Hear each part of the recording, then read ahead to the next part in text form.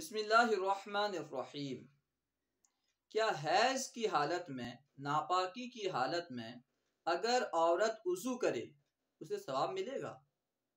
क्योंकि औरत तो नापाक है, अगर वज़ू करेगी क्या उसे सवाब मिलेगा? जी हाँ, उसे सवाब मिलेगा।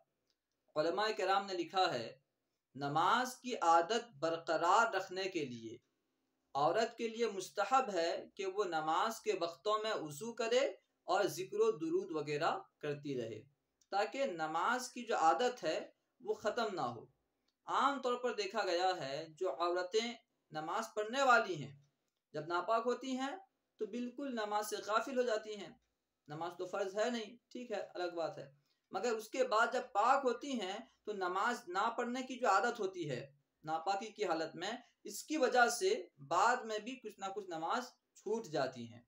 इसलिए नमाज की आदत बरकरार रखने के लिए नापाकी की हालत में भी वज़ू करें और ज़िक्र अज़कार में मशगूल रहें। अस्सलामु अलैकुम व रहमतुल्लाहि व बरकातुहू।